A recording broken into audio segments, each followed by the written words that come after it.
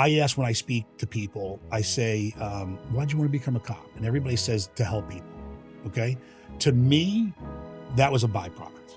I was an adrenaline junkie and I wanted a team. So we're the only, I'll say, group on the department that were actually like the emergency service unit, canine unit, aviation unit, street crime unit.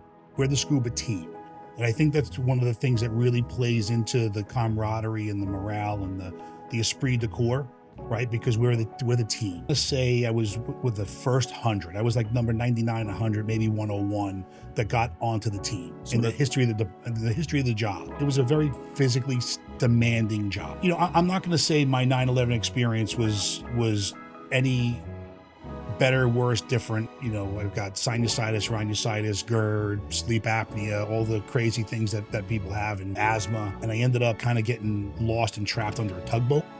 So we were informed that night, that our son had passed. We pulled into the cemetery, and there was the van there, the guys, team, full uniform. They were there, No, I'll never forget it.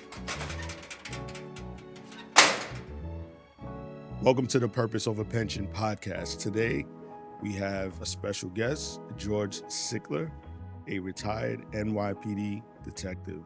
George, welcome to the podcast. Thanks for having me, Lenny. Of course. This is fun. Thanks for coming down, man. Yeah, so that's a nice watch you have right there. What are you wearing? That's my, it was my Grail watch, actually. Really? It was, yeah. And she actually got hers first. We got King and Queen date just Wimbledon's. Nice. And she got hers last year for your 50th birthday. We ended up grabbing that. And then it was on the list. And I got called down to the AD a bunch of times, and we got down there and they're like, oh, we're not allowed to sell it to you today. This was up in White Plains. Yeah. And we were down last year in the city at like Watch Crunch or something like that. And we went over to the big Tourneau store or Bucharest store. And I just happened to mention to the guy, like, kind of my move was like, I'm here to pick up my Wimbledon. They're like, oh, really? We called you? I'm like, no, but now I know you got one. Yeah, there you go. There you go. So I was like, do you have one? He's like, yeah, we got one. And I told him the story. I was like, listen, like they literally called me and said, can you come and get it tomorrow? And then tomorrow would come and they changed their mind. And he goes, really? And then he looked on the list, and I actually was on the list. And he goes, I got one for you. Then I grabbed it. And then it was actually a really cool picture. We was down there with, my wife and the kids, in the store. My son bought his Grail watch that day. What's that? It was a Breitling Super Avenger. Oh, okay. And he got lucky enough because that was a discontinued model. And they ended up having it at the Bucharest store, and we grabbed it. So, but I wanted King and Queens for her and I, and finally got them, and I was like, well, this might be the last one. And then sure enough, it wasn't, but. Yeah, a lot of cops, when I used to do my watch dealing, they'd be like, "Oh, it's too expensive. I can't afford a watch." So somebody like you, how can you afford a watch like that? Like, tell me a little bit about your NYPD career, and what is it that you have done during the course of. So I started. I got on the job in '98. Went to the 4-6. And we got to play cops and robbers, right? I'm sure you play cops and robbers too, right? Like it was, and it was a great place to learn to be cops and robbers. And then that kind of wears on you pretty quick, and then I was able to take the test, and I went to scuba, and I did 12 or 14 years. I think it was 12, able to pass the physical fitness test, and then got into the unit, spent 12 years there. Probably the best part of my career for sure. And then just like the job does, right? The job ruins everything. And, like people say, well, why would you want to leave scuba? And it was just kind of time to go, wow. Been there, done that, got the t-shirt. And it was the best part about that for sure is the camaraderie with the guys. There is a gal there now who's very, she's doing great from what I know. She was actually my boss's daughter. So she's actually a legacy too, but the guys really accepted her. She's doing great from what I've heard, but that's what that unit is, right? It's just the camaraderie that goes into that unit. Nothing like it I've experienced anywhere else on the job for sure. Then I went to 1PP as I was getting ready to retire, to kind of use my brain instead of my body, anymore. Went down there, and then after about a year or two, I was like, this is not kind of what I was hoping. And then I kind of in the middle there had gotten temporary detailed out. We worked for one of the commissioners. I was in deputy commissioner operations, and myself and somebody else, a good friend, got sent out to gun violence suppression. We went up there we were doing like analytical work, but we showed up there whenever we did, I don't know, a year or two into before I retired. And it was just a handful of guys that I knew from patrol and stuff. And they're like, so we were doing the analytical work, and then you've been removed from the street from so long in Sure. special ops, you know, and you're like, oh, I'm never going back there again. Yeah. But then they're like, hey, do you want to come out on the buy today? And I was like, oh yeah, you know. Yeah. So, you know, kind of scratched that itch for a little bit. And then I got launched out of there and ended up literally on the other side of the sheetrock in Bronx Gang, which is where I retired out of. And Wow. the last handful of months I was in Bronx Gang. So you've had a vast amount of experience within the New York City Police Department. You started out in scooter. I mean, obviously, you went through the academy, you went to the Mhm. precinct, and then from there you went to the scuba unit, right? Team, yeah. So that we're the Scuba only team. team. So we're the Okay. only I'll say group on the department that were actually like the emergency service unit, canine unit, aviation unit, street crime unit. We're the scuba team. And I think that's one of the things that really plays into the camaraderie and the morale and the esprit de corps, right? Because we're the team. Wow.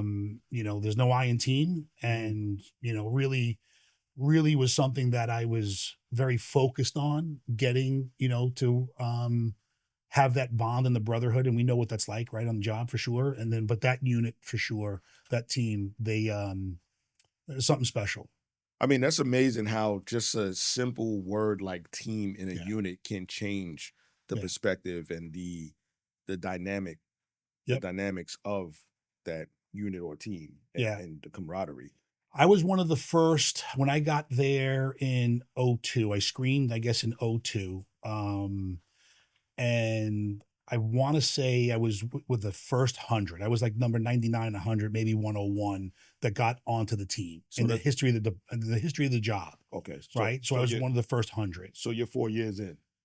Yeah, yeah, Okay. about yeah, All right. yeah. Wow. Um, yeah, and then so I was one of the probably right around the first 100, you know, 99, 100, 101. Screened, got into the team, and then you know, you don't know much about, you know, diving in, you know, the East River and stuff. I was a recreational diver as a kid. And that's one of the prerequisites you got to have, just your basic open water. And then they said, we'll turn you into a frogman, you know, we'll turn you into a PD frogman. And they did, you know, so you go through, you know, depending on what it is now, it might be 6 months or a year now. I think the guys will go through, you know, kind of get up to speed, that they'll get checked out and they're able to get on the helicopter. They're able to run a dive job, you know, but it's probably, you get checked out in about a year. And then it's probably somewhere between 3 to 5 years where you're like, okay, I feel really comfortable and confident now, you know, that you're able to kind of do things on your own. But it's a long, steep learning curve, you know, and you know, for us, like there's no one coming, you know, so you have to be pretty capable and competent and rely on the other guys and gals that are now on the team, to, you know, to kind of go out there and say, there's nobody coming, right? Wow. We get dumped off, you know, a mile offshore in the helicopter, and we lift you know, a victim into a basket or something like that. And, you know, maybe you've got the life raft, maybe you don't. And it's just me and you now, right? And we're waiting for the boat to come or helicopter to come, or, you know, maybe you got to swim into shore, you know, maybe not from a mile, but there's no one coming to get us, you know, at that point. So, um, you know, then when you're working in the East River, the Hudson River with the currents that are so strong, they're very strong. Yes. You know, and you're being very dynamic. You got to get in the boat and off the boat. Like you got to be very, very quick and competent and thorough in order to do that. You get crushed on a seawall, you know, crushed between another boat. Wow. So you got to, you know, and then the guys that are running the boat, right? Certainly don't get enough credit for it. But you know, they've got not only the boat to worry about, the victim to worry about, the other teammates to worry about, people in the water. Like there's a lot going on. So that's why the physical standard was usually pretty held in pretty high regard. Wow. Wow. I mean, what an elite unit. And for you to have 4 years on and to be able to transition into that is very impressive. Yeah, it's a young man's test, right? I think, you know, most of the guys there, very, very accomplished in their athletic careers. I mean, we've had state champ swimmers, state champ cyclists, state champ wrestlers, para-rescuemen. I mean, really kind of, you know, people that are accomplished physically for sure to be able to get in there. You know, and to me, it's really the guys that make it with 10 years on that are able to pass the physical standard. That's tough. You know, I was able to do it as a younger man for sure. We were able to maintain that, you know, throughout the course of our operating career. But the guys that come there with 10, 12, 13, 14 years on pass the same test that I did at 30 years old. You know? Wow. So what was your athletic background?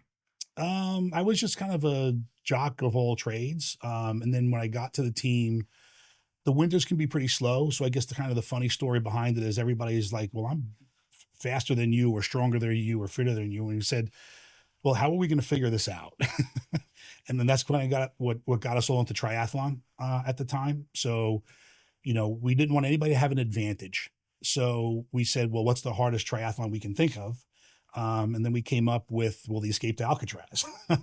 So we said, well, let's try to get into the Escape to Alcatraz. And at the time, you couldn't just sign up for that race. Like there was qualifications or whatever. But we made a phone call out there and said, hey, this is who we are and this is what we try to do, want to do. And they're like, we'd love to have you. So it was about 5 of us that went out there and did the Escape from Alcatraz. It was my second triathlon ever. I think I did one years before. It was most of the guys' first one ever. And so we go out there, these big, you know, we had a handful of years, you know, in the team at that point. And we went out there as these big, tough frogmen. We think we're going to swim from Alcatraz. Who cares, you know? And then, you know, they were supposed to do a human piece on us, right, for the show that year. Okay. You know, like when they televise it or whatever. Yeah. And so we get out there For your team. For the team, right? Okay. For the guys that were competing, Sure. right? They're like, oh, the human interest story. That's what we were. Okay. So we get out there and, you know, we're all pretty confident. And, you know, we were swimming in the, you know, up and down the Buttermilk Channel and the East River and the Hudson River, back and forth between the boat for, you know, months and months and months. And we get out there and I'll never forget, I looked at the bay, San Francisco Bay, and I was like, we're going to drown out here. Like it was a different beast. It was a different beast. The waves were probably running like 3 to 5 at the time, and they were white capping, which means it was like, you know, it's blowing at least 15 knots to make white caps on top of the waves. So we were like, we're in over our head here. When you say 3 to 5, is that 3 to 5 foot waves? Okay. So the sea state was 3 to 5 foot waves in the bay. In the bay. In the bay. And they were like, well, that's pretty normal. And we never experienced that here. Like that was a really bad day, you know, here in New York Harbor. And I would never wanted to have swam in that, you know, for just for fun.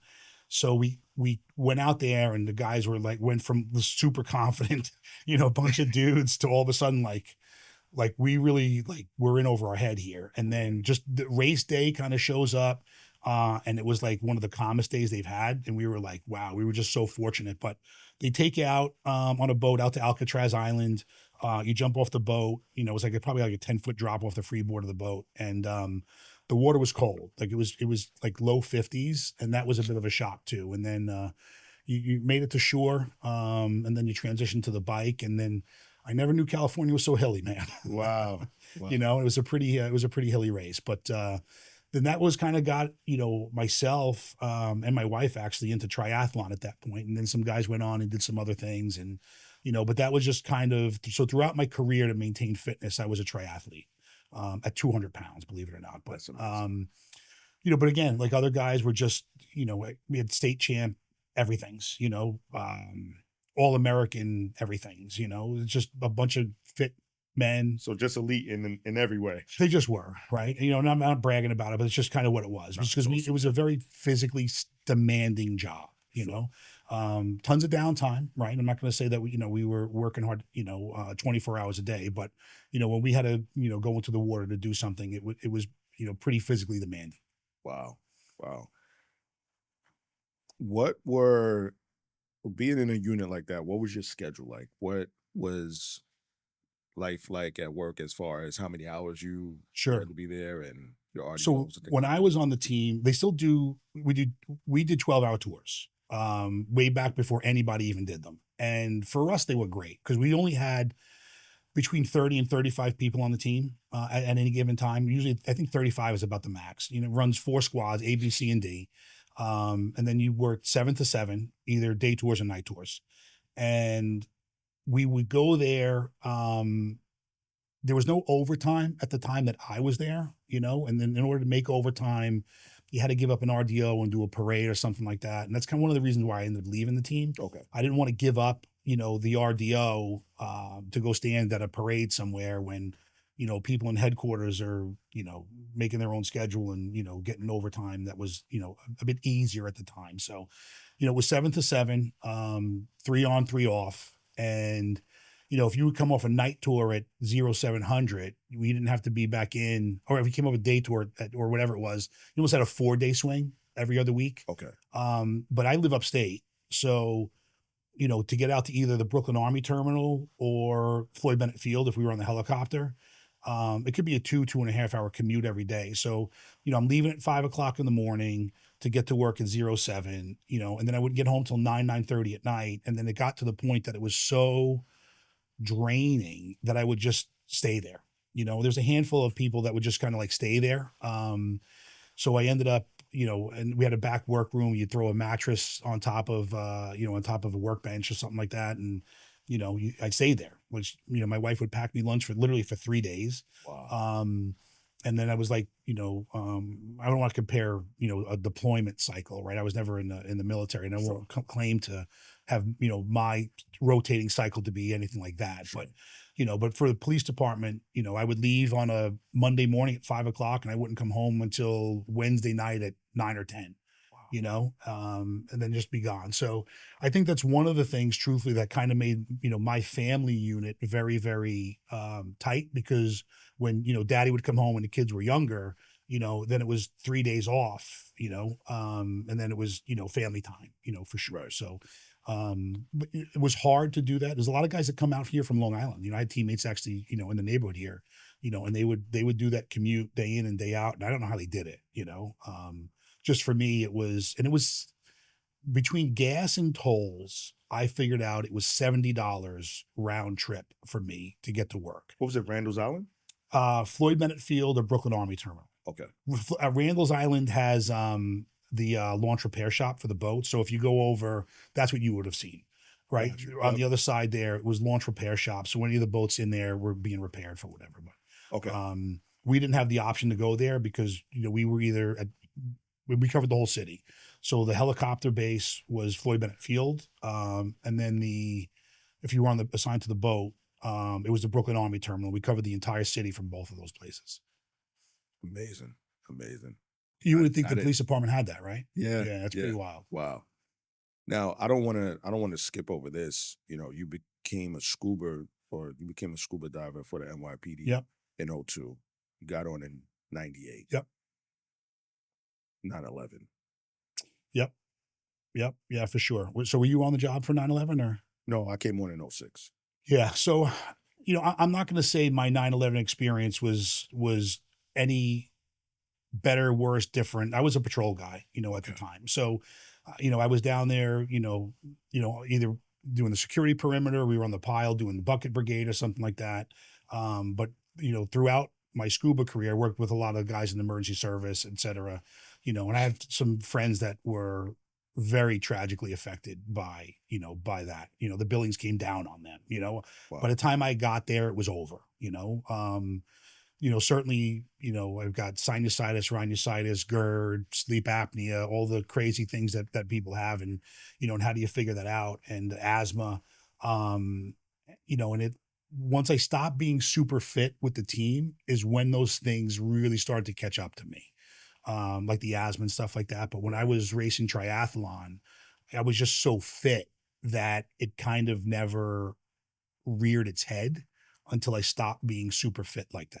And then it kind of started to, you know, it'll affect me a handful of times a year. It can be pretty significant. I think one time I ended up going to the emergency room. I was so sick with it. And then they had I'm in the World Trade Center program like everybody else is and stuff like that. But you know, I got to say for what I have, which isn't easy, you know, I'm lucky, you know, because there's a lot of guys and gals that, you know, that have died after the fact from the things that have affected them, you know? So, um, I consider myself fortunate, you know, that Sure. all I have, you know, right now is that. But you know, there's, you know, my experience wasn't any, you know, dramatic thing performing rescues or anything like that at that point. I was a patrol guy, you know, and like they say, right? Some gave all, you know, all gave some, you know. So Right. I was part of the all gave some crew. Okay. But you know, I think for me, it took me 20 years to go to the museum. I had seen the memorial a couple of times and I avoided the museum. Mm. And I went to the museum with a good friend of mine that I play in a golf tournament with. They invite me to a golf tournament every year. And I said, you know what? I said, you've done so much for me. I said, my gift to you is the only thing I can give you that I've never done is I'll go to the museum with you. And that was a very, very traumatic, trying day for sure. It just brought back a ton of memories. You know, and again, like my experience wasn't something that was like, oh my goodness, you know, I was just down there with 35 other thousand, you know, men and women from the police department, you know. So but it was very surreal for sure. You know, it was one of those like, how does this kind of thing happen? You can't even comprehend it. You know, it was so large that you couldn't comprehend it. Yeah. I can only imagine, man. Now, going back to you being a scuba diver, what are some of the craziest things that you've experienced? Is there any one moment that stands out in your head or replays over and over again when it comes down Um, to there's a handful of them, you know, okay, for sure. You know, like the now what I do, right? Like talking as a public speaker in like the mental health space, and I sure, learned a lot about myself over the last 6 months or a year. And I was like, wow, that's why I behave like that, right? One of the things I learned was like we wanted to be body snatchers, right? Like it was a source of pride, you know, to go in there and find that victim that's had their worst day, right? So you know, you wanted to be a body snatcher, and you know, sometimes those bodies are not what you would see in a funeral home, you know. So you know, we had a couple of those. You know, my wife and I had lost a son, and then I went through a string of recoveries that were a bunch of kids. wow, Um, you know, and that was hard. wow, You know, there's a couple of times that you get yourself into a pickle, you know, as well. It was pretty early in my career that I ended up, we were doing explosive searches for, I think it was Fleet Week or July 4th or 9/11, you know, the anniversary of 9/11. It was pretty early in my okay, career. And I ended up kind of getting lost and trapped under a tugboat. wow, You know, fortunately, it was very early into the dive. And something that was pretty large all of a sudden got very small on you. And then it was just like, oh, how much air do I have left? You know? So I was like, okay, remember the guys telling you in training, if you've got all that air left, you can figure out your way to get out of this. how did you get stuck? So we ended up in an overhead environment. It was called the tractor nozzle of a tugboat. So you picture a propeller on a boat, Sure, right? Certain tugboats, and I didn't know this. I was a new guy at the time, right? And maybe they said it, maybe they didn't. I don't remember anymore. But it's called a tractor nozzle, and so it'll rotate like this under the boat, right? okay, So like if this is the boat, the tractor nozzle would be here. There's a propeller in here, and the way they would steer it, there's no rudder. The nozzle would turn, okay, almost like a jet drive. okay, Um, but somehow I ended up inside of that, wow, you know, and I had my hand, we were running the hands along the wall, whatever. And then all of us, because there's not much visibility, ended up inside of that. And I was kind of running it. And then there was a piece in the nozzle that came down and my hand hit it. And I was like, I'm not where I'm supposed to be right now. And, you know, it was like, okay, it was pretty big, right? It's probably 10 feet wide, you know, the tractor nozzle, maybe 8, whatever it is. and what were you in search of at this moment? Explosives. We Explosive. would Okay, do okay, explosive okay, searches for you know, for I wanted the tugboats would go out and meet. So it was a tugboat, so it had to be Fleet Week. So the tugboats would go out and meet the Navy ships, or they would push them into the piers or whatever during Fleet Week. right. So they had to be cleared of explosives. Okay, got you.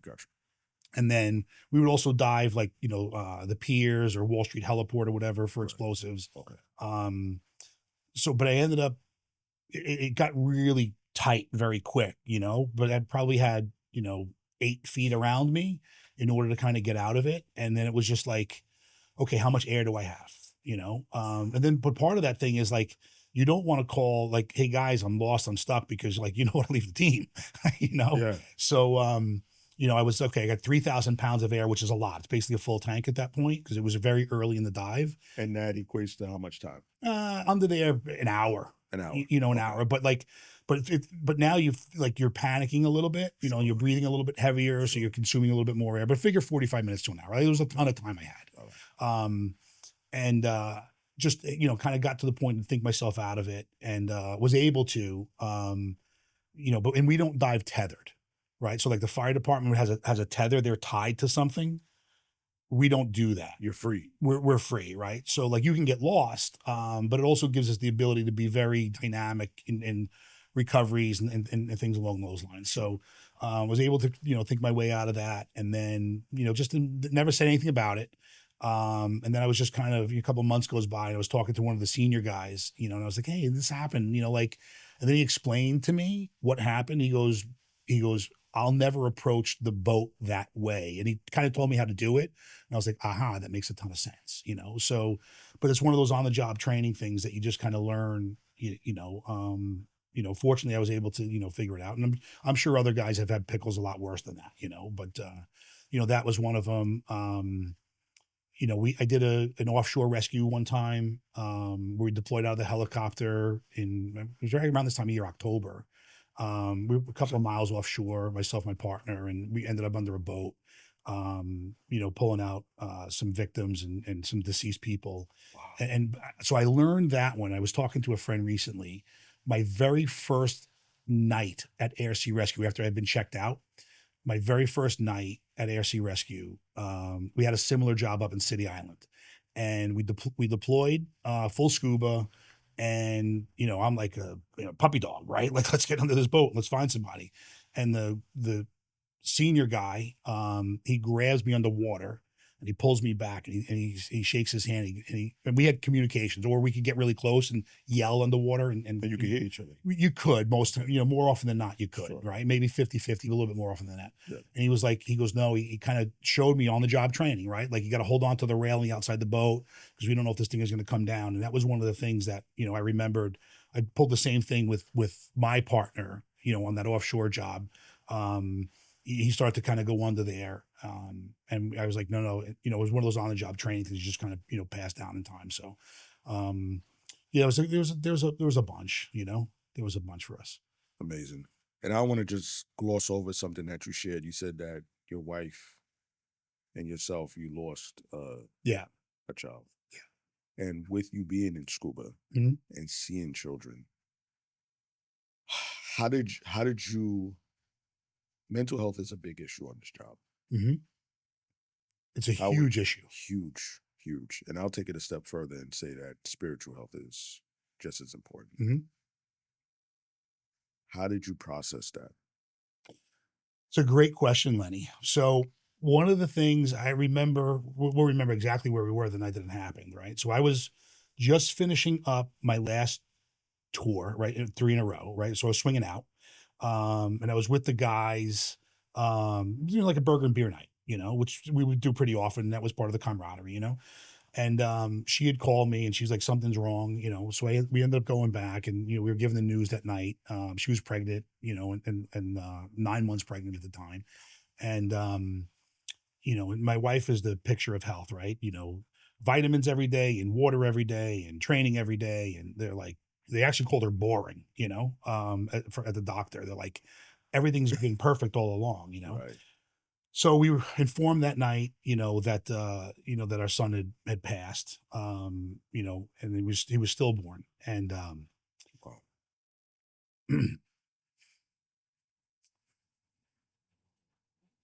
I won't be able to get through it. If you want to pass, brother. No, I'm happy to talk about it, Okay. because I'm happy. We don't shy away from talking about it, but Okay. when he was buried, we pulled into the the funeral home, I'm sorry, the cemetery, and there was the van there with the guys, team, Wow. the team, Wow. full uniform, and they were there, and I'll never forget it, That's beautiful, but man. that's what the guys do, That's you beautiful. know. So we went through that. I took probably about a month off or something, went back to work. And we ended up we were young at the time too, we ended up finding a support group at one of the local hospitals up by us for that, and we actually went the day she was released from the hospital, just organically kind of worked out like that. So we had, we would go to that group. I know it was monthly, I think, or week, whatever it was. We would go to that group. Um, so that was very helpful, I would say. Went back to work at some point and maybe would, take lost time or bang out to go to the group, moving forward. And, a handful of years goes by, and one of the harbor lieutenants, because even though scuba is part of harbor, we had our own group, but sometimes one of the supervisors might be a harbor lieutenant. Gotcha. He was the CO of Manhattan South Missing Persons Squad on 9/11. Wow. Okay. Okay. And he came in, and I credit him with a lot. Would come in and talk to us, and we're doing a night tour, right? We wouldn't turn out right away. You'd have dinner or something like that, and they would come in, and we just, chatting a little bit. It wasn't like it was an emergency. We had to turn out on patrol, So, he comes in, and he ends up just randomly saying one night, he tells us that, and he was like, "Yeah." And we were like, "Well, how'd you cope with that, Lou?" And he was like, he said for the first year he was fine, and he said after the first year, that's when it kind of imploded on him. And he was talking then about like Papa or MAP, whatever it was called at the time, right? The peer Sure. support organizations. Sure. And so fast forward a handful of years, and we were having some more stress at home, right? Not between her and I, but just a bunch of other things that were going on. And I said, you know what? I said, let me call the lieutenant and get that number. You know, but you know how guys are, right? Like that took a lot, Of that took a course. lot. Of And course. I will tell you, I don't know if he was working that night or not, but I said, "Hey, have Lieutenant, so and so call me back." He says, "I need the number to MAP or Pop or whatever it was." And I will tell you, he called back immediately. That's beautiful. Um, yeah, so he was, and I bumped into him years later, just randomly somewhere else, and would tell him that story, or whatever. But and then we would end up going through that, for a little bit, and then you process a lot of things, with that. What would be a psychologist or psychiatrist, whatever it was, whoever the therapist was, Therapist. Yeah. whoever the Sure. therapist Sure. was. She was perfect for us, so we ended up, going through that, for a while, and that was, you don't realize these things, until well after the fact, that all these things kind of, build up. And, it's the things on the job that, what I say is like, I signed up, I wanted to be there. I wanted to be a body snatcher, right? I wanted to be, locking up bad guys for robbing little old ladies, but you don't, but you can't turn it off, and then you deal with whatever the stress it is that you have at home, whether it be financial, marital, and, whatever your stress is. You've also got the stress of the job, but then there's the job that, we can talk about the admin side of the job, which, most cops will complain about for sure, So it doesn't stop. Then there's the politics of the job. Then there's the politics of the politics, and, with the politicians. And, I say when I talk, find me one politician that's ever been elected for attacking or defunding the fire department. Doesn't You happen. won't find it. Doesn't You happen, won't find right? it. Right. So you're dealing with that, as well. But that's what I would say. So then they went through a string of things for a while, So we lost our son, a handful of years before that, and then I went through a string of kids for a little bit, and I was like, well, this is kind of getting old. But again, like we wanted to be there, I wanted to be there, but you just never kind of were like, um, realizing what it could be, or, you know, um, you find a bridge jumper that jumped in, they jump off the bridge in January, and they pop up in April, right? That doesn't look normal. Or a plane crash or a helicopter crash into the river, right? It's just, from hundreds of feet above, hundreds of miles an hour into the water, right? Does things to bodies.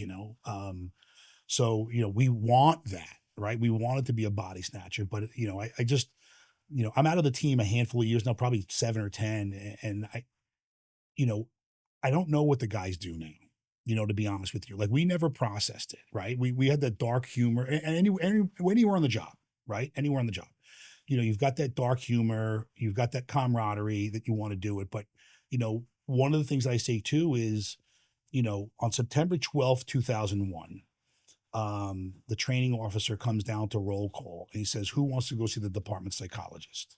We told him, "Get out of here. Get out of here. Don't ever come back here again. Nobody here is going." And when you say that 24 years later, it's absurd, right? It's absurd to say, "Get out of here. Don't do," because nobody was going to raise their hand. Nobody was going to raise their hand and say, I'll go to the department, psychologist or, whatever. Nobody raised their hand. We told him, "Get out of here. Don't ever come back." You literally said that. Oh, yeah, the whole platoon did. Not just me, the whole platoon was like, "Get out of here." When you think about it 24 years later, that's ridiculous. Absolutely. Right. But it was that stigma of needing to be, I don't want to say a tough guy, right? But you can't show that weakness, and that's anywhere on the job, right? But I also say this when I speak. Here I am talking about crying to you, right? Talking about that. And there are people on the job that I had a great career, right? But we say that we're afraid of weakness. Am I weak to you? No. Right. So that's what I try to do, talking to people is like, "Hey, you're going to pick up the pieces. Okay. And we're going to process whatever it is that you need to process. And then when you're ready, I want you to put your uniform back on and go out there and be a police officer. Because that's what you said you're going to do." Right. So we'll process as that however you're going to do it. Right. Healthy. Right. Instead of, drinking in the parking lot and driving home in the wrong direction on one of the parkways, where we've all seen that 1,000 times. Right. Sure. But when you're done processing, I want you there back by my side. I want you with your uniform back on, and we're going to go out there. We're going to do this again together, because that's what we said we would do. That's what the mold that we're made of. And we can go do that job that other people can't, but we need to process our stuff too. Absolutely. Yeah. What made you want to become a police officer? I guess I never got out of my system, So my father was a cop in the 60s, late 60s, early 70s, I guess. Played cops and robbers as a kid, every day in the street. Wanted to go into special ops in the military, but I had torn my knees up and I was disqualified. So I guess the next best thing was like, "Hey, I'll scratch that itch, by doing that." And then just joined. And then again, like, I got called for the fire department, but I was in scuba at the time. And I was like, "This is the greatest thing in the world." Like, I'm not leaving here. And got to do, all those, different things, helicopters and boats and machine guns and, all sorts of stuff. So I was like, I'm in the right place for sure. And I was just kind of fortunate that I was, heard about the unit, knew about it. And then was able to, pass the physical standards, which we wash out 80 or 90% of the people on. Amazing. With your father being a police officer in the 60s, what were some of the good things that he instilled in you from being a police officer then? And what are some of the things that you saw he may have struggled with that you were able to learn from? So I didn't know for the longest time that he actually was so my father got 3/4. He went through the windshield of an RMP. Wow.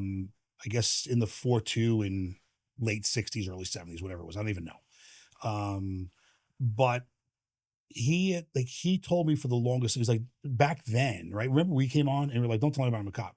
I had to tell everybody my father was a sanitation worker. And I'm like, "Dad, that's just not as cool as being a cop is, And so, like, if I told anybody, like, I would get yelled at if I ever let it slip that he was on the job, I had to tell everybody he was a sanitation worker. What was it that was going on during that time where you couldn't? I don't even know. I just think it was one of those things, like we would worry about, how it is now with, worrying about getting involved in something you want to get involved in.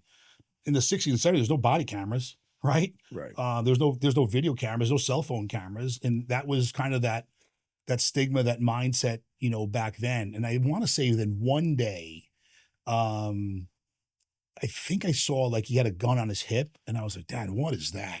And he was like, don't talk about that kid. And I was really curious, That made you more curious. Yeah, it made me more curious, Sure. So it was one of those things. Like when I went through the academy, they said, hey, listen, you could do one of two things. It's your family, do what you want.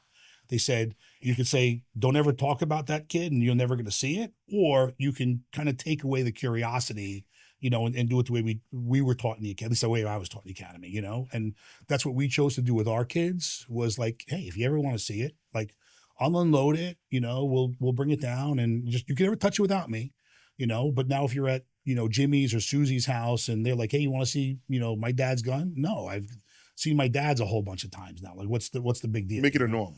Exactly. Sure. So, that's what it was. But I think for me, and again, I processed this for myself. So I ask when I speak to people, I say, why'd you want to become a cop? And everybody says to help people. Okay. To me, that was a byproduct. I was an adrenaline junkie and I wanted a team. Mm. Okay. And helping the little old lady, rescuing people, whatever it might be, that was the byproduct. Right. So I say I was selfish, right? I would do it all over again for me. Right. But I wanted to chase the adrenaline, and that's how I was able to do it. And the byproduct of that was helping people and others. But to me, I did it for me. Do you think that most cops become police officers for selfish reasons? I don't know. I've never been asked that question. That's a good question. Yeah, especially let's speak specifically on the New York City Police Department. I think so. We talk about it being a stable job for the most part, Sure. right? It's a stable job.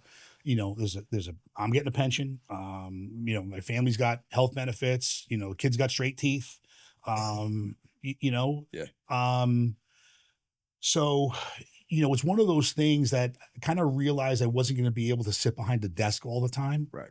And you kind of like, well, in New York City, what are you going to be, a cop or a fireman, right?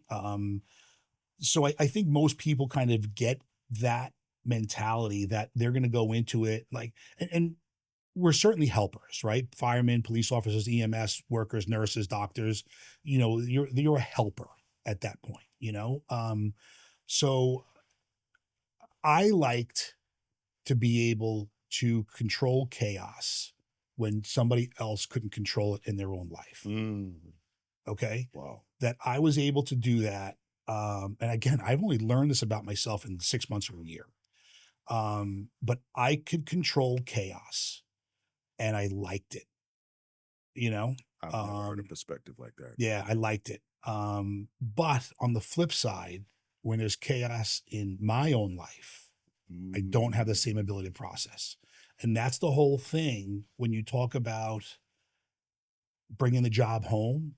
I wasn't Danny Reagan, right? I wasn't Andy Sipowicz, cooking breakfast with my shield on and a gun belt, right? But yeah, I don't know who that is. The TV shows, right? NYPD Blue or so Blue other Bloods, people, yeah. you got some young people that'll be watching this too. Yeah. So if you want to just explain who that is. Yeah, they're two iconic NYPD detective characters, right? Gotcha. But they're, they live and breathe the job, right? Gotcha. They bring the job home with them. Okay. I wouldn't bring it home with me in that respect, but when things wouldn't go the way I expected them to go, that was a problem, right? And that comes out in different ways. And what was I going to say? So good, man. So good. You were talking about the control element, the control in the streets, and when you're home, when it comes down to so not only just being like a police officer, right? But then if we crank it up another level to like special ops, like there's a different type of mentality that goes into that, and I don't see special ops, with like in an arrogant way or ego.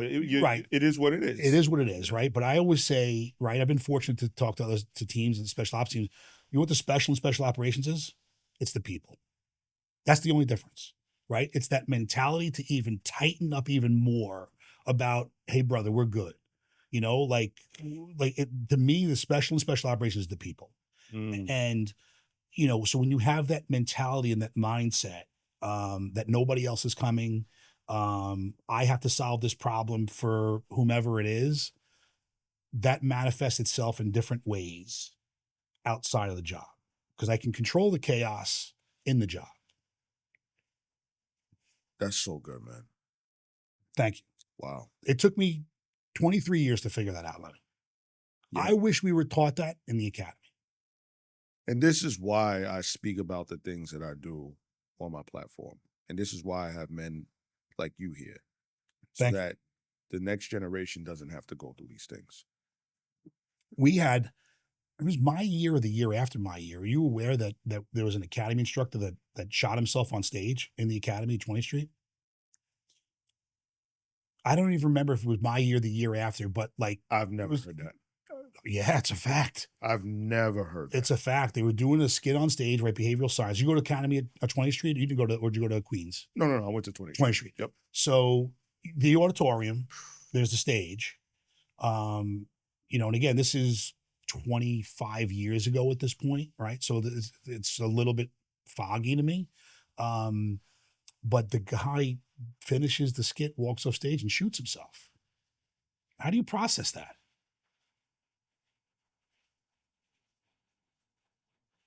How do you? And they don't process teach you. They don't teach you how to process it. No.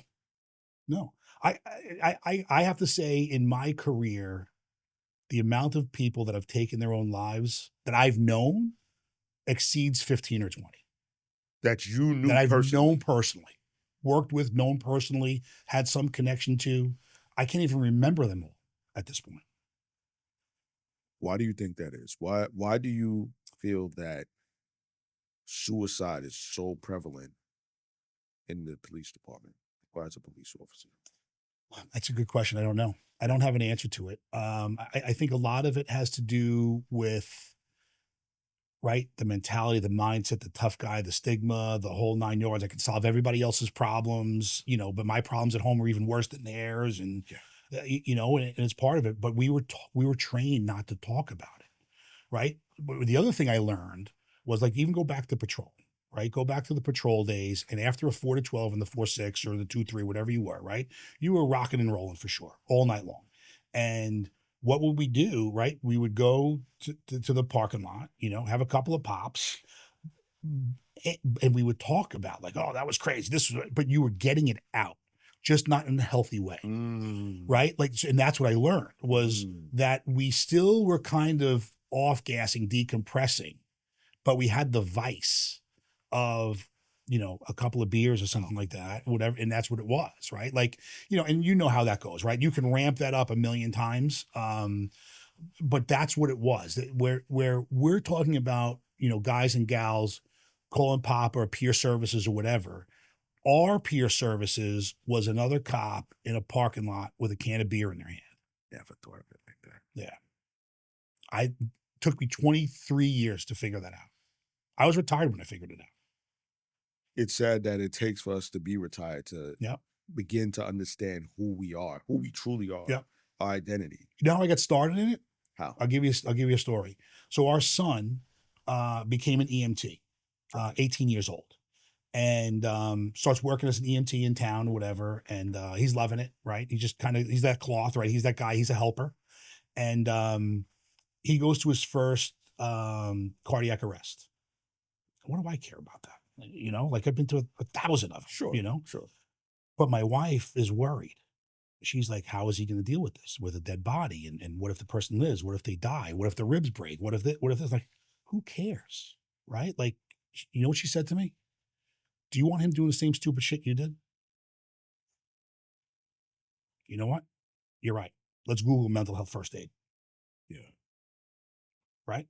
Because we've seen people, right, that just go down the wrong path. You know, it happens. I don't think they did it on purpose. Right. I think they just found themselves there, you know, just little by little by little. You know, but that was a big paradigm shift for me, where it was like, you know what? We didn't process things very healthy. Yeah. You know, and I saw what happened. I'm very fortunate. You know, I saw what happened to other people that process the same way that I did that aren't as fortunate. What was that stupid crap? It's drinking beer in the parking lot, and you know, and then you have too many, and do people drive home? Do people go to, you know, sleep in the basement of the precinct? You know, like I mean, I don't really want to get into details, and you know, You but don't have to. we've seen it, right? Yeah. Guys on this job or other jobs know what Yeah. I'm talking about for Yeah. sure, right? It's just not healthy. They do Right. things that are not healthy. Yep. You know, whether that manifests itself in who knows, right? If it does manifest itself in alcohol or alcoholism or unfaithful marriages, Right. or it manifests itself in many different unhealthy ways. I'm very fortunate, Yeah. right? Like I can say I'm very fortunate. Yep. But we both know people on multiple jobs in the first responder community or the military community that aren't as fortunate as you or I. That's right. And that's why we're here, right? That's And that's why we're here. Yeah, the reason why I asked that question is because for me, it was drinking every now and then. But one thing that I worked on, especially toward the end of my career, and definitely dived into more once I was done, was sexual purity, not watching pornography. Mhm. And that was my way of coping. That was my way of getting through things. I didn't Right. drink. So I was like, all right, you know, me not drinking, me not Right. smoking anything, I'm good to go. But I didn't realize that this was another form of coping. Yep. Yeah. So that was my stupid thing. Right. I you know, back in the day, listen, policing is generational to me, right? My father was on a cop in the '60s, right? Then the next generation is the cops in the '80s, right? And those are the guys at the tail end of their career. So when I met those guys from the '80s, the job is dead, kid. I'm sure my father was telling the guys in the '60s to the '80s, the job is dead, kid. Yeah. You know, and then here And we they're are. still saying it. They're still saying it, right? I The just job made is a dead. post on it the other day. Correct, right? You said the job has been dead. Yeah. But every generation says to the next generation, the job is dead, kid, you know? But, you know, from where I grew up, you know, if you didn't go out and have a couple of cocktails, right? Why isn't he out with us? You're weird. Can you be trusted? You know, can you be trusted? You know, that was the whole thing. And it wasn't, I wouldn't say it was every single night, you know, but, you know, it was a good way to just, even if there was, you know, you're sitting down in the parking lot, just kind of talking about like, I got to go home tonight, guys, but you know, whatever, like, but it was certainly part of the culture. You know, it was certainly part of the culture. And I think this next generation, I don't see it as much, or I'm not aware of it as much. And I think that's a great thing, you know, that they're kind of able to get away from that. I mean, how many people have you known that I've known that have, you know, either gotten DWIs or, you know, or Plenty. killed, Plenty. you know, killed for, you know, I've experienced that. Yeah.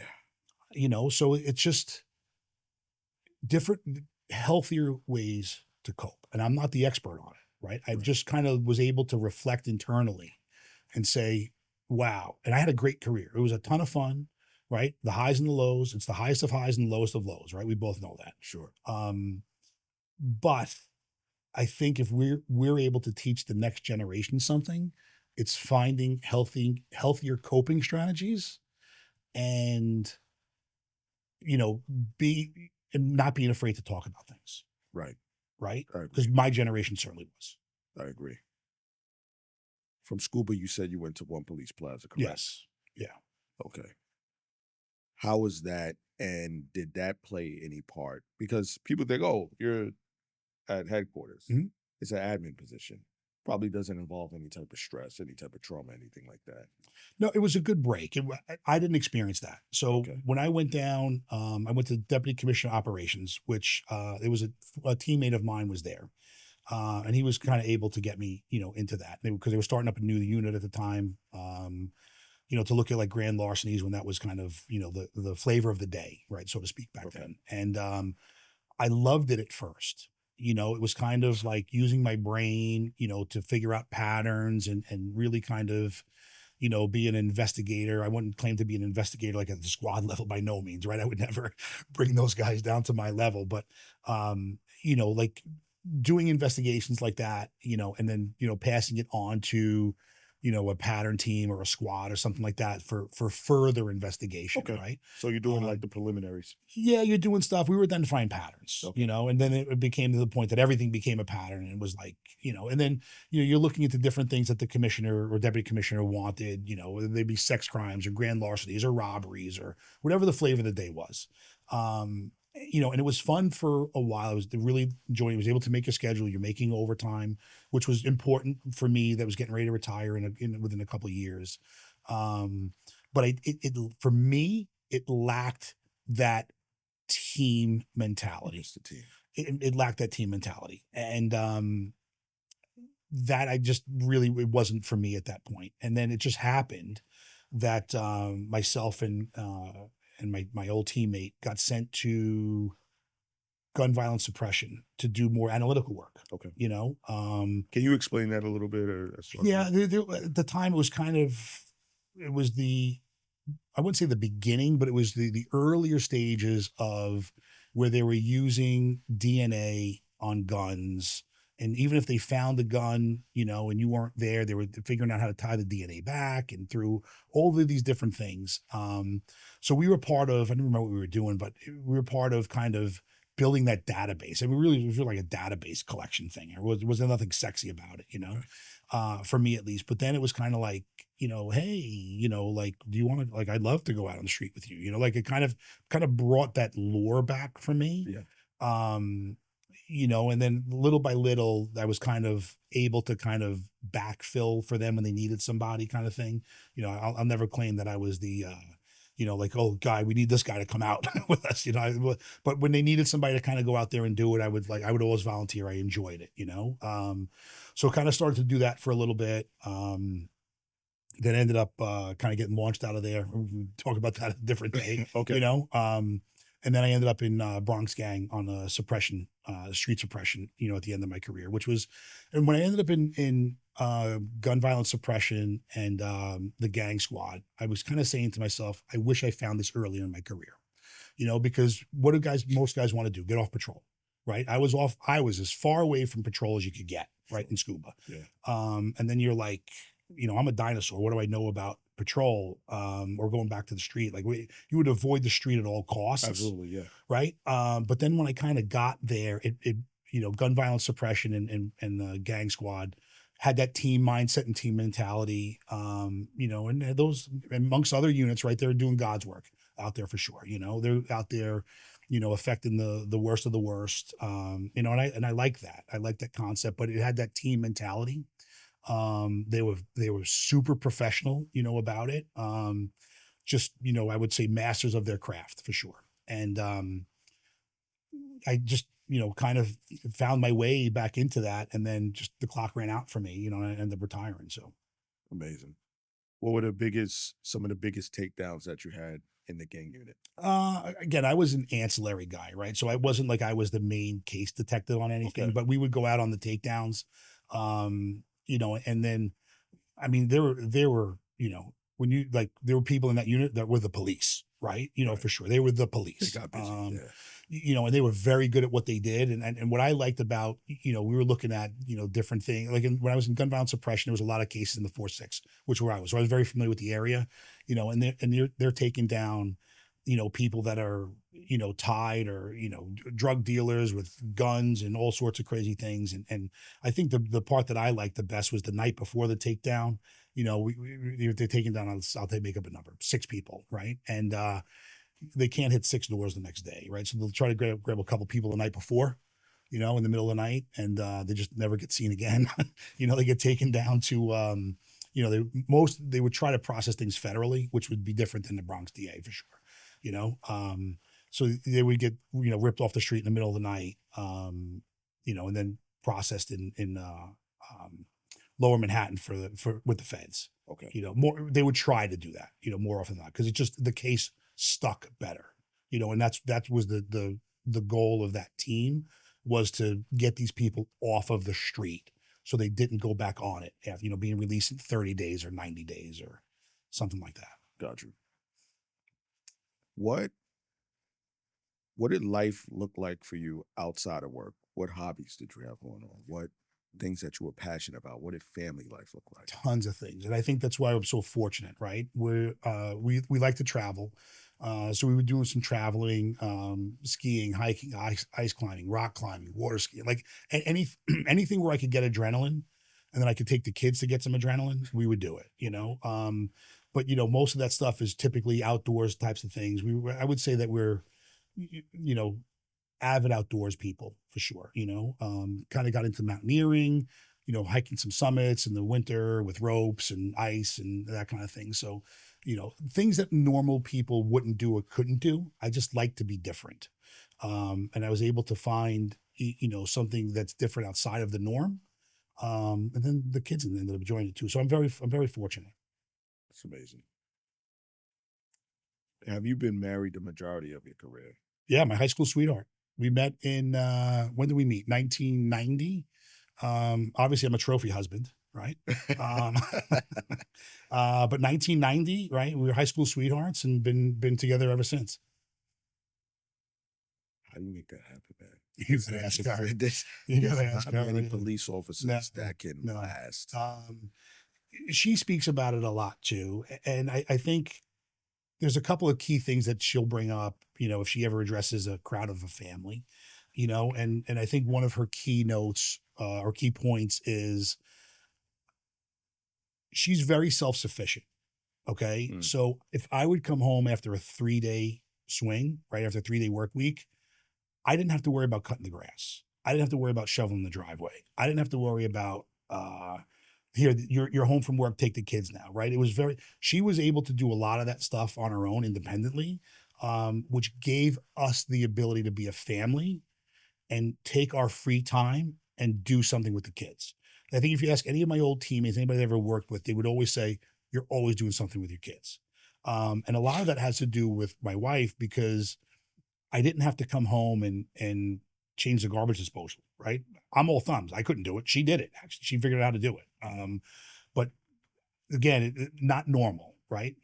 She's very sufficient, independent, but it allowed us to do unique things with the kids. Our kids still live at home and we're all connected by the hip. They're 18 and 20, right? I was at the Yankee game with my son last night till 2 o'clock in the morning. Beautiful. But a lot of guys and gals can't say that.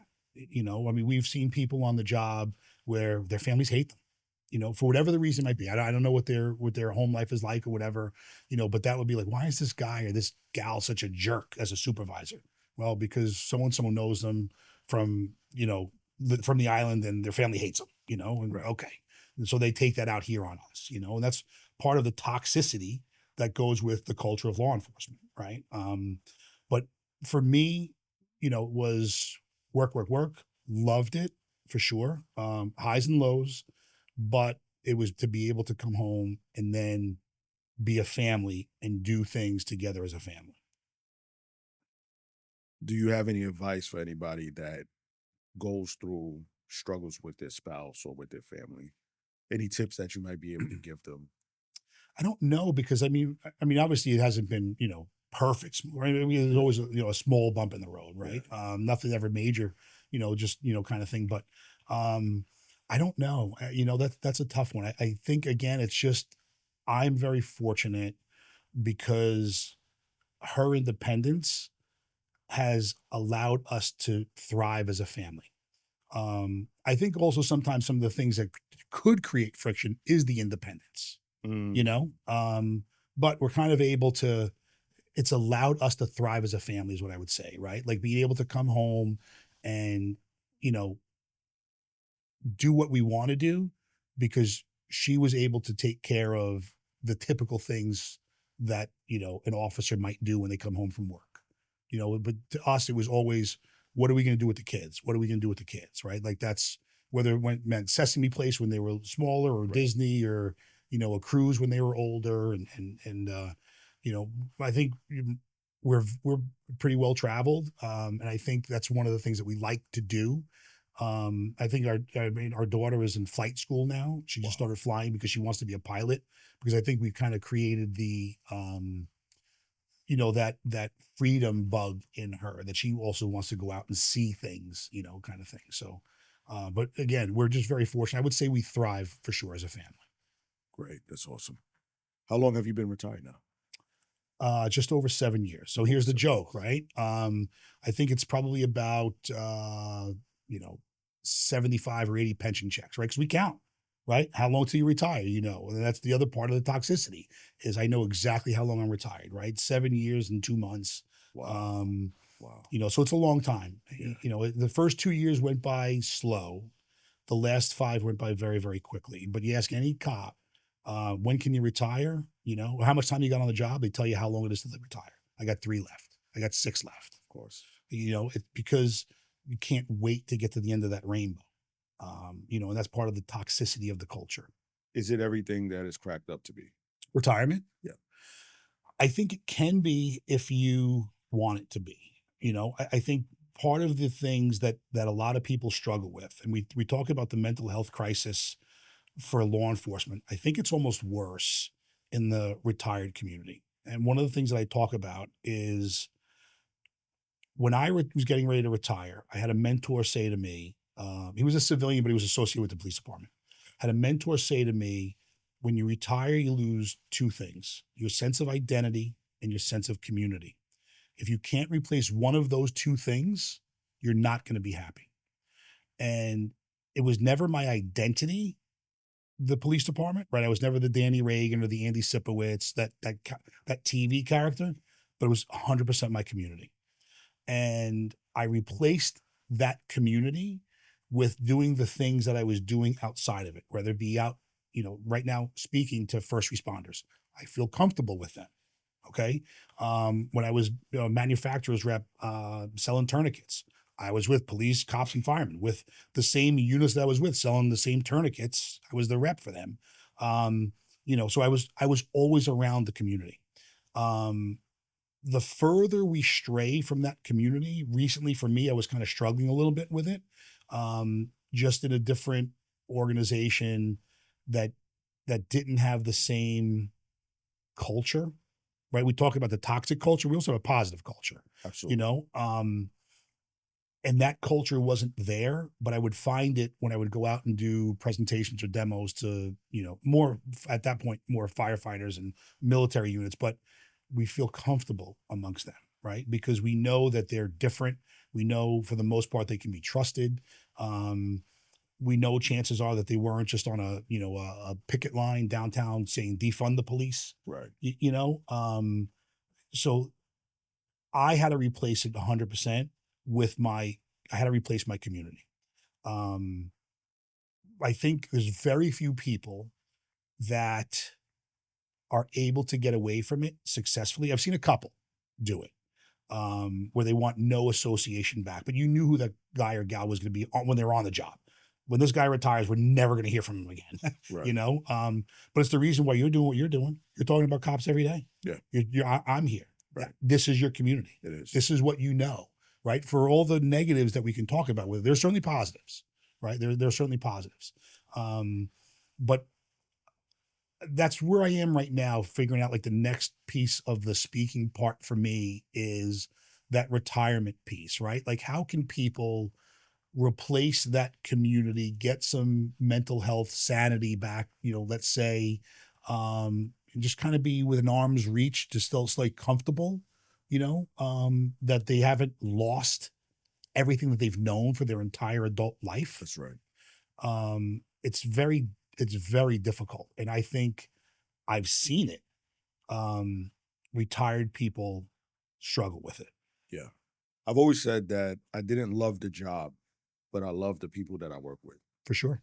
So that's why I speak on what I speak on from my perspective. And I'm glad that I'm able to speak on it with me being retired because I don't have to worry about any pushback. I don't have to worry about being punished for it. Right. And, when I get DMs and I get messages from people that are like, thank you for sharing that. I've been going through the same thing. I was wondering this, I was wondering that. I feel fulfilled. Yeah. And I feel the same. I need that community, when you're used to being around the same type of people for so many years, it just becomes who you are. That's all we know. Yeah. 100%. What do you feel like? You mentioned a community and you not having that, and that recently being something that has been a challenge for you. Has there been anything else that has been a challenge for you in retirement? Let me think. I'm sure there are. I can't think of anything off the top of my head. I would think that. So for instance, for me, right? Just getting into a good groove of a schedule and staying consistent with a schedule. That's something that I struggle with because with being in certain units, I will work day tours, Right. I work night tours, I work midnight sometimes. And over the years, it's just thrown me off.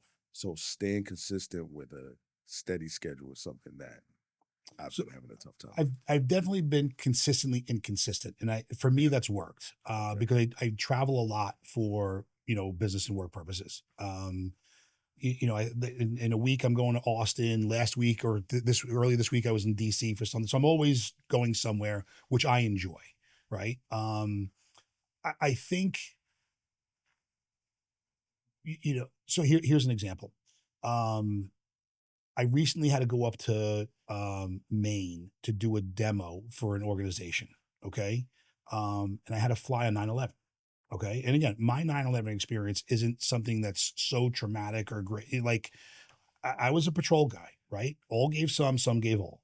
And but I'm sitting there kind of reminiscing. I'm standing on line at LaGuardia Airport and they shut TSA down for the moments of silence. Mm. And I'm kind of sitting there reflecting to myself, saying to myself, wow, in about 10 minutes, I'm going to be on a plane on 9/11 flying over Wow. the ground zero ceremony.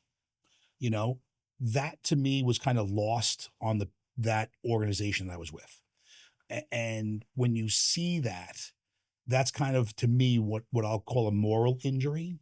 I'm not saying I don't want a pat on the back for it, and I don't even want you to bring it up, but I do want you to kind of know, right, what we've done in our careers, our communities, et cetera. And I kind of said something to them about it. Shortly thereafter, they were asking me about an expense report. I go, "Do you realize what I did for you?" Like, what do you mean? I was like, September 11th, I'm getting on a plane at LaGuardia Airport, flying over my friends who had friends that died, like, oh, it was kind of a thing. But um, they're not part of the community. They didn't understand it. It's not their fault, Right. right? It's 24 years later. We said we wouldn't forget. Well, you did. Okay. Um, but then there's the whole trust thing. Like you didn't come from the same community and background that I came from, right? We've only talked a couple times on Instagram, you and I, but I felt that we had that bond, Absolutely. right? Because you're on the job, you get it. I saw Yeah. what you were putting out there, and I was like, this is a pretty good message. We just kind of connected. But I knew you came from that same background. You understand me. I understand you. When you get away from the first responder community, whatever it is, we're the only ones that understand each other. That's right. Right. And then all of a sudden you're retired and you end up on an island all by yourself. Like, where's the people that said they would have my back if I call a 1013? Right. Like you call a 1013, outside your house, in your house now because, stuff is breaking down for you. There's nobody there, So, it's, it's hard to replace, and I don't have an answer yet how to replace it. I think there are different ways to connect. Like again, how many retired people are in the fraternal organizations? I'm in the ski club. I'm in the outdoor club. There's golf clubs. There's dragon boat club. Like there's something for people to connect. And what I learned, I spoke down. I gave a message in Texas somewhere. I think it was in Texas. They didn't have the same fraternal organizations that we had. And I was surprised at that. It was a really big agency.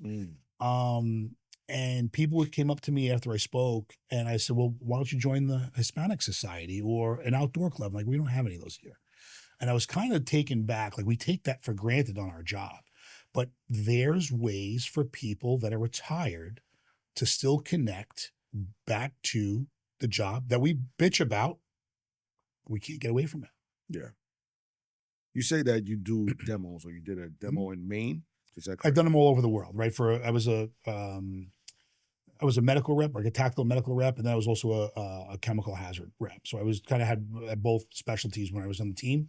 Wow. And then I was just able to, I could kind of speak the language, So, I was out, doing demonstrations on how to use certain products and stuff. And I like that because so many people do complain about the job, but they don't take the things in the training that the job provides you to leverage it? So How have you done that? I think that's a very important thing, right? So one of the things that I did when I retired was I had a training company, tactical training company. I still have it. I don't do the same amount of work that I do anymore, but I would say some of the work that I do now in that organization are a little more pointed, right? A little more. I was just in Greece. I'm going to Thailand in December, right, for it. So I'm not doing the vast majority of police officers or civilians anymore. I'm doing, let's call it very targeted, certain Okay. things.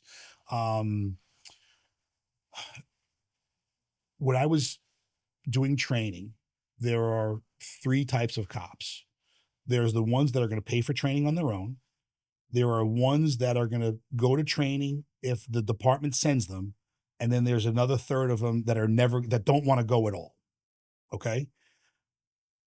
I was when I was on the job, that I will pay to go to my own training. If the job isn't going to send me, I'm going to pay for that on my own. And to me, the people that I see successful, what I'll call it in the industry afterwards, had a very wide bandwidth. So it's about professional network. It's about being able to market yourself. Listen, there's thousands of tier 1 SEALs at this point, right? Like I can't compete with those guys or you or the people that are on the Bin Laden raids or these other crazy things. That we're all in the same space. And I'm not comparing myself to them by no means, but they market themselves in that same group. Like, how do I separate myself from other men and women that have been on our job or other jobs, right? There's certainly a ton of talent out there. There's a lot of talented people on the job, so I was aggressive at finding training for my own and thinking about, one, I enjoyed it, right? Two, it made me better at my job. And then three, I've kind of using that now for me, in retirement, whether it be training. And again, I've been I've been all over the world just because I have a wide bandwidth of things I was able to learn about while I was on the job. Bro. That was a key for me. Yeah.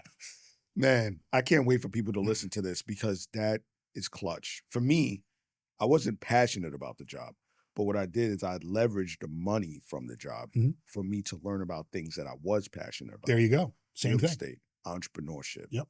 podcasting. Same thing. It's the same thing. Correct. Like you have to make sure that you're setting yourself up aside from the job, whether it pertains to what it is that you're doing on the job. And not only that, I'm speaking about the job now. Sure. Because of my experience, you have to use it. I always say, make it work for you. And that's what it's about. We've heard that before, right? Yeah. Make the job work for you. That's it. Yeah, and that's what we've all done, right? There's very few people that I've known that have completely walked away and we've never heard from them again, right? Very, very few. Other people you find on Facebook, I saw Jimmy, I saw Tommy, like they're still around. There's a handful of people that just, you knew when they were on the job that like, they just wanted nothing to do with it and they got away, and they're happy that they were just that smaller percentage of people that could completely walk away. I couldn't completely walk away. Amazing. What's the main message and what it is that you are doing right now, post-retirement, coming on this podcast, going around, speaking engagements? What's the main thing that you want people or need people to learn from your experience? Breaking the stigma, right? That's kind of where I am now. And I have different messages on that, right? I've got an entrepreneurial message. I've got, but from our background, it's breaking the stigma, right? And I think when I speak, I don't talk about war stories. We all have war stories. The war stories have been done to death. Okay. Everybody's had their moment. Where I try to come from is to let us understand why we've done what we've done. And if we can change that mentality or that mindset or have somebody have that aha moment earlier in their career, maybe they can be happier. Maybe they can be healthier. Maybe they can process, the stress that comes with the job differently. So like when I teach, right, whether it was firearms or medicine or, whatever it was, it's like, we do this 1,000 times. Well, tell me why. So I really like to, for me as an instructor, to break down the reason why we do things. And that's how I'm able to kind of like, okay, I got it now. It makes sense to me, in this environment tactically or whatever the case may be. So when I come across, and I talk about, moral injury, right? Like you look back to probably even up in your command. I don't know when you retired, but like when they were dumping water on cops, Oh yeah. that's a moral Absolutely. injury. Yeah.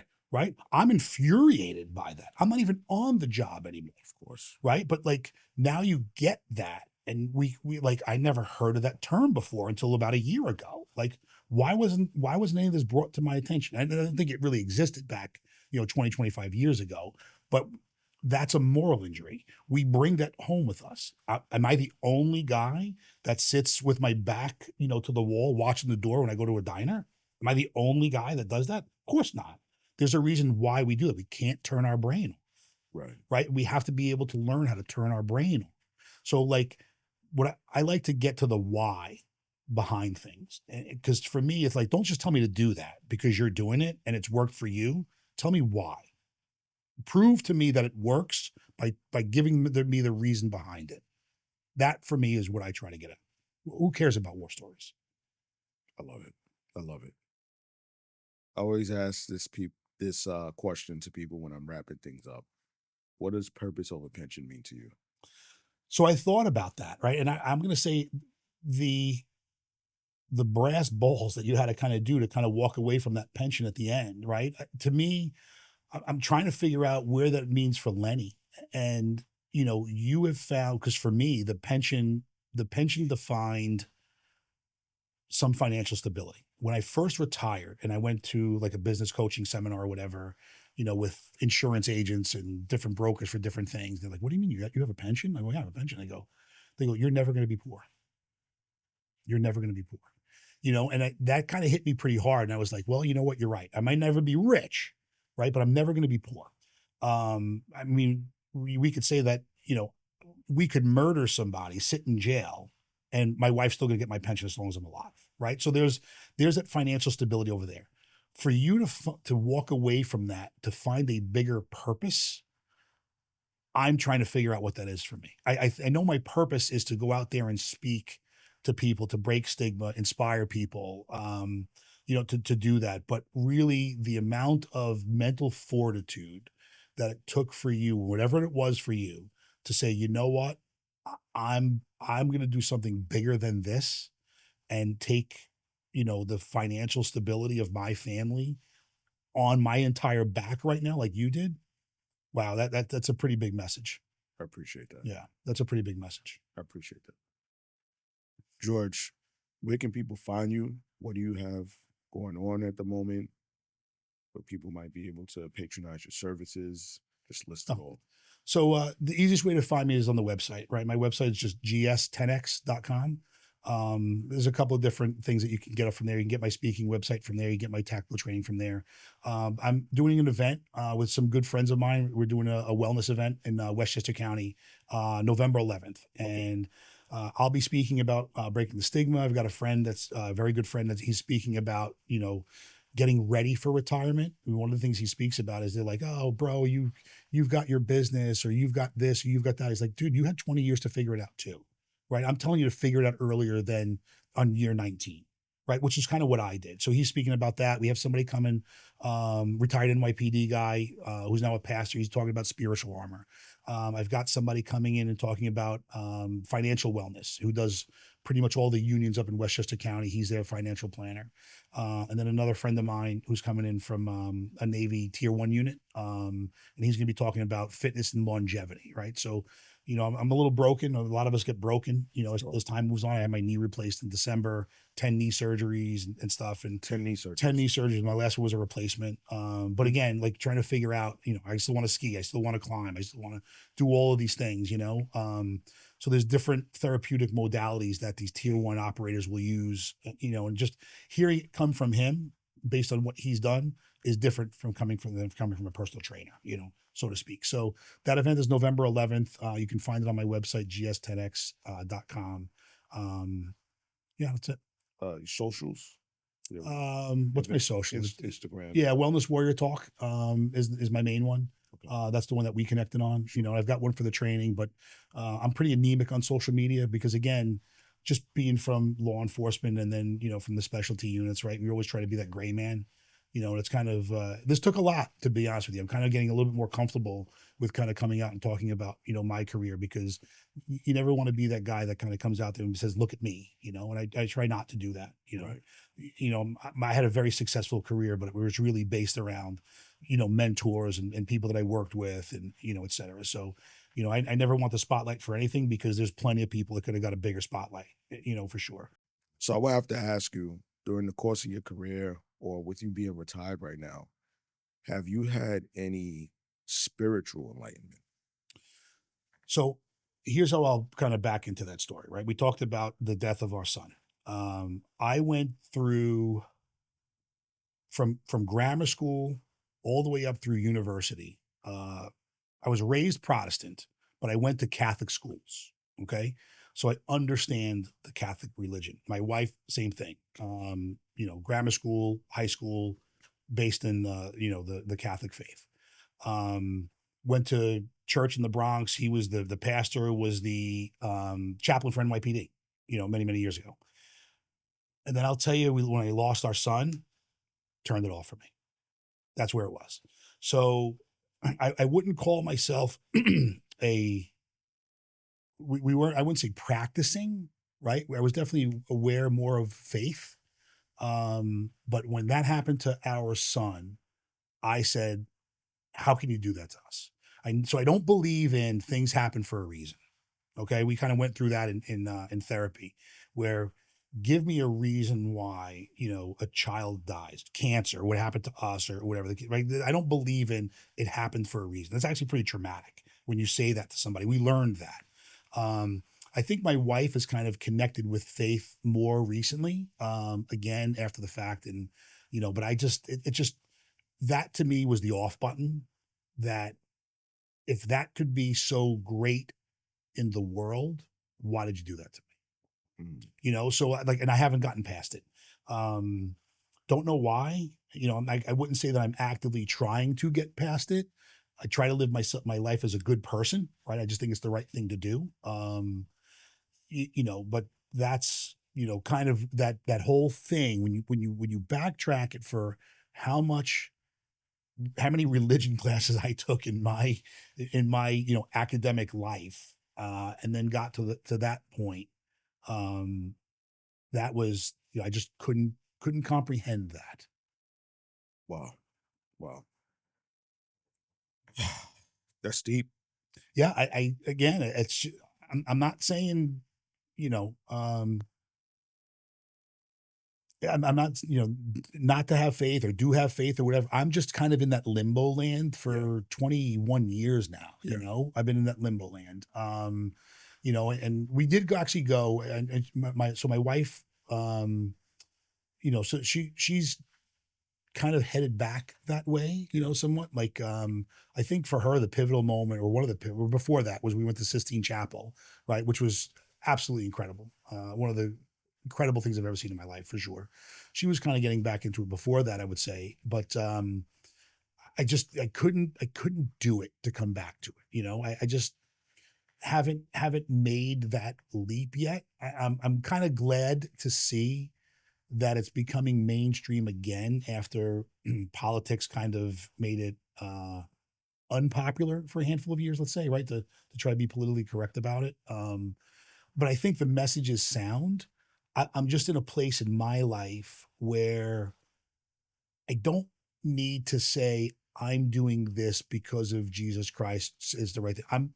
To me, I'm doing the right thing because it's the right thing to do. Right. That's kind of where I am. But that's the reason why. Let's talk about why. Yeah. That's the reason why I kind of transitioned away from that at that point. Because as you could imagine, right, it was hard. Yeah. Man, I it's so tough to be able to speak on somebody that's had a substantial loss, like losing a child. Yeah. And How do families cope with it, you know, that have a child with cancer? Right. I mean, you look at, you know, and I won't be political about it because it doesn't matter, but like, Charlie Kirk, which I really wasn't very familiar with. I was vaguely familiar with him. Same. Didn't realize, that he was so faith based. How does his wife move on? How does his wife move on, and still retain that level of faith? I'm not smart enough to figure that out. I don't know. I just, Yeah. so we actually went to, I did go to, when we were doing that project down in Houston, we did go to see Joel Osteen, and she loved it. And I was there more like in a security perspective, like I went in there, like, let me see this when I go talk about, that topic, Sure. externally, look at what that security apparatus looked like. So, but I do like Joel Osteen's message of positivity.